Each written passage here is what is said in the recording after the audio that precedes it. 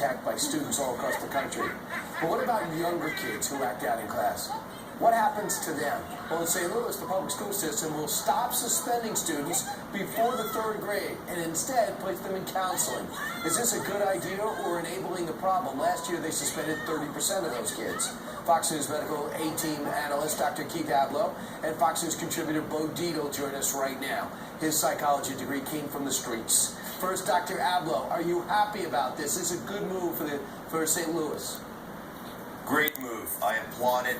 Listen, here's the thing. You don't fix things by just saying, not our problem, go home. You got to fix these things by using counseling, time-honored techniques to reconnect these kids with their empathy, their feelings, their regard for other people. That's the gold standard. It works. It's my profession, and I know how powerful it can be. Bo, do you feel the same way that suspending a kid from school, which has worked for generations, is not necessary? Well, you don't want to know something. There are kids in that classroom that go to school and want to learn. You have to do something about this. You have to remove them out of the class, but you put them in another class. You just don't suspend them from school. You got to get to the root, because our kids are growing up right now, and what they're looking at is all these rap guys. They look at all these drug dealers. They look at how these things are highlighted. What we have to do is bring some people in there, successful African-American businessmen, to show them there's another way. Education is important, and you can do anything you want. I was a detective up in East Harlem, all over this city, in all the minority areas, and you know what? If you're just going to throw them away, you know where they go? They go directly to committing crimes into jail.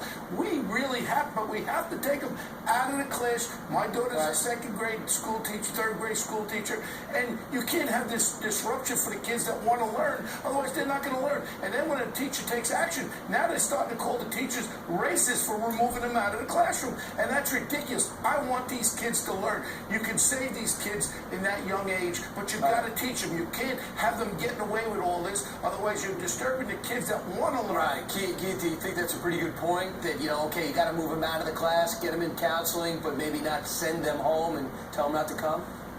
Listen, absolutely. This is about, by the way, kindergarten to 2nd graders. We're not about to, and we shouldn't be about to jettison them from the schools. Certainly we can have community mental health centers come into the schools, provide some training, some counseling. But Bo knows the streets and Ablow knows the streets. We should be offering this as well to some first-time violent offenders, to some drug convicts, because the bottom line is, we know that when you provide counseling and medication as needed, you drop recidivism through the floor. We got to get back to that, not just cycling people through the system. But I was going to think about this, Bo, before you answer. Could this also be just a softening of ramifications for bad actions overall? We don't want to punish kids. We want to subtly tell them that they're doing wrong rather than directly tell them they're doing wrong. I don't want to believe that these young kids cannot be can change their attitude towards life, that they can be successful.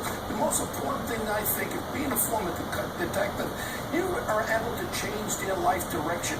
You've got to have role models, damn it, because all they see is on TV is this rap crap, and they see this other stuff as far as the sports stars. That's one side of it. There are business people out there who are successful. Bring them into the classroom.